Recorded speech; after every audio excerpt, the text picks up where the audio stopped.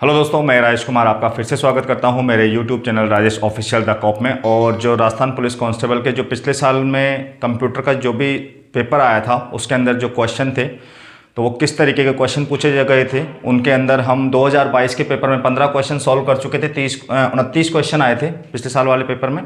तो उन 15 क्वेश्चंस के बाद में जो नेक्स्ट क्वेश्चन है उनके बारे में बात करते हैं, वो किस तरीके के आए थे। क्योंकि बोल रहे थे बहुत ज़्यादा टफ आया था, लेकिन ऐसा कुछ भी नहीं है, केवल क्वेश्चंस को समझने की ही एक प्रॉब्लम थी उसके अंदर। तो आगे जो क्वेश्चन है वो बात कर लेते हैं कौन कौन से क्वेश्चन आए थे। तो 2022 का पेपर है ये, जो 2022 के अंदर कंप्यूटर का जो पेपर आया था उसके अंदर। तो पहला क्वेश्चन था, 15 क्वेश्चन हम कर चुके थे, ये 16वां क्वेश्चन है। ठीक है, तो डॉट मैट्रिक्स प्रिंटर को प्रिंटर भी कहा जाता है। ठीक है, तो डॉट मैट्रिक्स प्रिंटर को कौन सा प्रिंटर कहा जाता है? पेन टाइप प्रिंटर कहा जाता है। डॉट मैट्रिक्स प्रिंटर में क्या होता है कि एक तरीके का एक बॉक्स होता है जिसके अंदर बहुत सारी पिन्स होती है। तो जब हम कोई भी कमांड प्रेस करते हैं प्रिंट के लिए, उसके अंदर प्रिंट देते हैं, तो वो पिन बार बार उसके अंदर क्या करती है, पॉइंट करती है और उससे ही उसकी प्रिंटिंग होती है। तो इसको एक डॉट मैट्रिक्स को क्या बोलते हैं? पिन टाइप का प्रिंटर बोलते हैं। दूसरा है ड्रम प्रिंटर निम्नलिखित में से किस श्रेणी से संबंधित है? तो ड्रम प्रिंटर जो होता है वो एक लाइन प्रिंटर की श्रेणी से संबंधित होता है। उसके अंदर एक ड्रम होता है, ऐसे एक गोल, उसके अंदर बहुत सारी लाइनों के अंदर क्या होते हैं, जो भी अक्षर हैं वो सारे के सारे प्रिंट होते हैं और उन्हीं से ही उसकी प्रिंटिंग होती है। बात करते हैं आगे वाले क्वेश्चंस की। तो नेक्स्ट क्वेश्चन था कि कंप्यूटर मॉनिटर एक इलेक्ट्रॉनिक आउटपुट डिवाइस है। ठीक है, कंप्यूटर मॉनिटर एक आउटपुट डिवाइस है। अरे एक मिनट, सॉरी,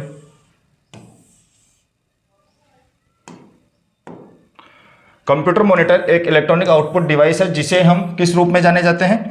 तो ये है वीडियो डिस्प्ले टर्मिनल के रूप में जाना जाता है। ठीक है, आउटपुट डिवाइस जो हमको कोई भी हम डेटा एंटर करते हैं तो जो हमको दिखाता है, आउटपुट देता है, उसको हम आउटपुट डिवाइस से बोलते हैं। जैसे प्रिंटर है, मॉनिटर है, इस तरीके की। ठीक है, तो ये एक आउटपुट डिवाइस है जिसको वीडियो डिस्प्ले टर्मिनल के नाम से जाना जाता है।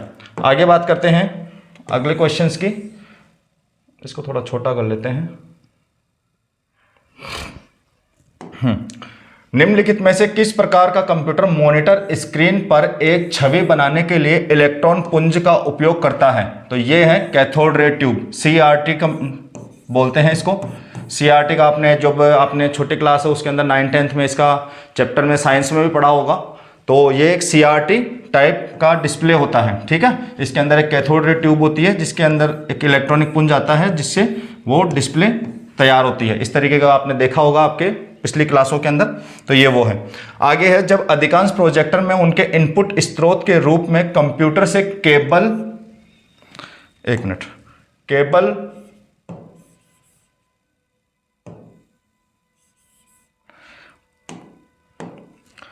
या VGA केबल का उपयोग किया जाता है। तो VGA केबल के साथ में आजकल एक नई केबल आने लग गई है, वो होती है HDMI केबल होती है। ये आजकल सारे जो भी इलेक्ट्रॉनिक डिवाइसेज हैं उनको कनेक्ट करने के लिए HDMI केबल का प्रयोग करने लगे हैं आजकल। इसके अंदर दोनों तरफ ही सेम टाइप के पिन होती है। ठीक है, तो वो HDMI केबल होती है। तो इसका आंसर हो जाएगा HDMI। नेक्स्ट क्वेश्चन है हमारा, इसको थोड़ा छोटा। जब आप विंडो 10 OS, ठीक है, ऑपरेटिंग सिस्टम में कोई फोल्डर खोलते हैं तो कंट्रोल A की दबाने पर, ठीक है, तो कोई भी हम विंडो खोलते हैं, हमारी फाइलें खोलते हैं उसके अंदर, तो कंट्रोल+A जब हम प्रेस करते हैं, कंट्रोल+A, तो कंट्रोल+A किसकी शॉर्टकट की है? सेलेक्ट ऑल की शॉर्टकट की है ये, सेलेक्ट ऑल। तो हमारे जो भी फाइल में हमको स्क्रीन पर जो भी दिख रहा है उसको पूरे को ही सेलेक्ट करने के लिए कंट्रोल+A दबाते हैं। तो इससे क्या होगा कि मौजूदा फोल्डर के सब फोल्डरों को छोड़कर, तो ये छोड़ने वाली बात आ गई, ये नहीं है। मौजूदा फोल्डर की फाइलों को छोड़कर, ये भी छोड़ने वाली बात आ गई, ये भी नहीं है। मौजूदा फोल्डर के सभी फाइलें और सब फोल्डर, ठीक है, तो हम कोई भी फोल्डर को खोलते हैं तो उसके अंदर जितने भी फाइलें होती है, किसी भी प्रकार की हो, वो चाहे वीडियो हो, फोटोग्राफ हो या आपके वर्ड की फाइल हो, तो वो सारी की सारी क्या हो जाती है, उसमें चयनित हो जाती है, सेलेक्ट हो जाती है। तो कंट्रोल+A सेलेक्ट ऑल की है, इसलिए सारी फाइलों को चयन करने के लिए हम कंट्रोल+A दबाते हैं। तो कंट्रोल+A दबाने पर क्या होता है, तो मौजूदा फोल्डर की सभी फाइलें और सब फोल्डर चयनित हो जाते हैं। ठीक है, अगला क्वेश्चन, निम्नलिखित में से कौन सी एक open source time sharing operating system है? ठीक है, तो ये आता है इसके अंदर लिनक्स। आगे बात करते हैं नेक्स्ट क्वेश्चन की। तो नेक्स्ट क्वेश्चन है इसके अंदर, निम्नलिखित में से कौन सी विशेषता विंडोज ऑपरेटिंग सिस्टम से संबंधित नहीं हो सकती है? तो इसका आंसर आ जाएगा ओपन सोर्स। ठीक है, नेक्स्ट क्वेश्चन है, विंडो 10 में फाइल मैनेजमेंट एप्लीकेशन को नाम दिया गया है, ठीक है, ब्लैंक दे रखा है, नाम दिया गया है जिसका उपयोग विंडोज ऑपरेटिंग सिस्टम द्वारा फोल्डर और फाइलों को ब्राउज करने के लिए। तो आपने देखा होगा कि जब हम कंप्यूटर ऑन करते हैं तो उसमें जो भी हमारी फाइलें होती है उसके लिए, उन फाइलों को खोलने के लिए कौन सा इसके अंदर जो सिस्टम होता है या एप्लीकेशन होता है उसको बोलते हैं फाइल एक्सप्लोरर। मोबाइल में भी आता है ये, फाइल एक्सप्लोरर के नाम से आता है या ऑल फाइल्स के नाम से। तो जो विंडोज़ है उसके अंदर इसको फाइल एक्सप्लोरर के नाम से जाना जाता है। आगे बात करते हैं नेक्स्ट क्वेश्चन की। तो 10वां क्वेश्चन है हमारा कि माइक्रोसॉफ्ट वर्ड 2019 में पैराग्राफ कमांड ग्रुप का उपयोग करके निम्नलिखित में से क्या किया जा सकता है? ठीक है, तो पैराग्राफ कमांड, आप जब वर्ड का पेज खोलोगे तो वर्ड के पेज के अंदर फॉन्ट का एक अलग से बॉक्स होता है, पैराग्राफ में कुछ भी चेंज करने का अलग से होता है। तो ठीक है, तो पैराग्राफ के अंदर हम क्या क्या कर सकते हैं कि आपने देखा होगा कि जब हम कोई भी फाइल बनाते हैं, जैसे वर्ड का पेज बना हुआ है एक तरीके से, आप इसी के अंदर देख सकते हो, तो इसके अंदर हम नंबरिंग कर सकते हैं। आप ऐसे एरो के निशान या आपने वो बुलेटिन के निशान देखे होंगे, वो कुछ इस तरीके के बनाने के लिए या फिर डॉट के निशान बनाने के लिए वो हम पैराग्राफ में यूज़ करते हैं। तो आप इसके अंदर क्या क्या कर सकते हो, बुलेट युक्त सूची का निर्माण कर सकते हो, संख्यांकित कर सकते हो और इंडिटेंशन और लाइन स्पेसिंग दे सकते हो। फ़ॉन्ट्स, तो ये फ़ॉन्ट वाला काम हम इसके अंदर नहीं कर सकते क्योंकि फ़ॉन्ट के लिए अलग से उसके अंदर कमांड के लिए होता है, अलग से विंडो होती है। ठीक है, तो ये तीनों काम हम उसके अंदर कर सकते हैं पैराग्राफ के अंदर, पैराग्राफ कमांड ग्रुप के अंदर ये 3 काम हो सकते हैं। इसके लिए अलग से फ़ॉन्ट कमांड ग्रुप होता है, उसके अंदर हम फ़ॉन्ट चेंज करते हैं, तो ये वाला काम इसके अंदर नहीं किया जा सकता। ठीक है, आगे बात करते हैं नेक्स्ट क्वेश्चन की। तो नेक्स्ट क्वेश्चन है इसमें,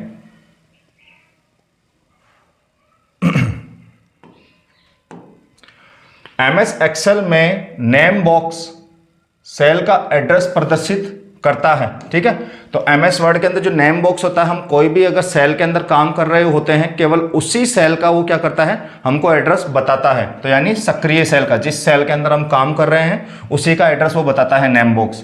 नेक्स्ट क्वेश्चन है कि एमएस एक्सेल 2019 वर्कशीट के सेल में मान दर्ज करते समय प्रविष्टि को रद्द करने के लिए, ठीक है, रद्द करने के लिए कौन सी कुंजी दबाएं? तो जब आप एमएस एक्सेल के अंदर जब आप कोई वर्कशीट पे काम कर रहे हो, स्प्रेडशीट पे, तो उसके अंदर आपने जो डेटा एंटर किया है, अगर आपको उसको कैंसिल करना है तो उसके लिए आपको क्या दबाना पड़ेगा, एस्केप की दबाना पड़ेगा। वैसे भी किसी भी कमांड से या आप कोई भी काम कर रहे हो उससे बाहर आने के लिए भी एस्केप की का यूज़ किया जाता है।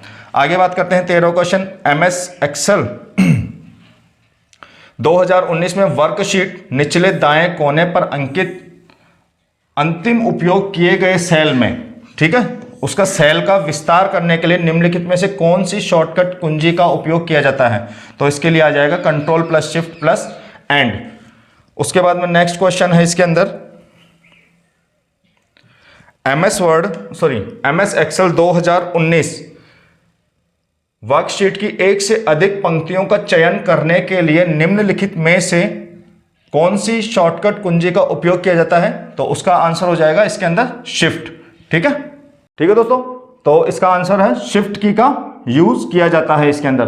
तो ये था दोस्तों 2022 के अंदर जो कंप्यूटर का सिलेबस के अंदर जो कंप्यूटर का पेपर आया था, उसके जो भी क्वेश्चन आए थे वो ये पेपर था। मैंने आपको पूरे 29 क्वेश्चन करवाए हैं इसके अंदर, और आपने 29 क्वेश्चन में देखा होगा कि ऐसा कोई भी क्वेश्चन ऐसा नहीं है इसके अंदर, कुछ क्वेश्चंस को छोड़, 1-2 क्वेश्चन थोड़े लैंग्वेज में टफ थे, लेकिन बाकी क्वेश्चन ऐसे थे जिनको आप रेगुलर बेस पे आप यूज़ करते हो। अगर आप एक्सेल के अंदर काम करते हो या वर्ड के अंदर काम करते हो या इंटरनेट पे अगर आप काम करते हो, तो उनके अंदर जो भी आप शॉर्टकट कीज यूज़ करते हो या आप कोई भी आउटपुट डिवाइस देखते हो, एक्सेल के अंदर आपने कौन कौन सी शॉर्टकट की यूज़ करी, किस तरीके से हम काम करते हैं, जहाँ हम काम कर रहे हैं उसको क्या बोलते हैं, उस रो को क्या बोलते हैं, कॉलम को क्या बोलते हैं, ठीक है, या उस सेल को क्या बोलते हैं, इन सब चीज़ों के के बारे में ही आपको पूछा गया है, इसलिए पेपर की केवल लैंग्वेज थोड़ी सी टफ है, बाकी क्वेश्चन इतने हार्ड नहीं है। तो इसलिए मैं आपको फिर भी बोल रहा हूं कि आप जो भी तैयारी कर रहे हो कंप्यूटर की, उसके अंदर आप जो भी यूज करते हो ना कंप्यूटर में, वो उन चीजों को ही आपको थोड़ा सा ध्यान देने की जरूरत है। अगर आप उनका जो भी टेक्निकली नाम है अगर वो याद रखोगे और उनको ध्यान में रखकर अगर आप काम करोगे तो आराम से आपका कंप्यूटर का पेपर बहुत ईजी वे में आप सॉल्व कर सकते हो। तो इतना ज़्यादा टफ नहीं आएगा।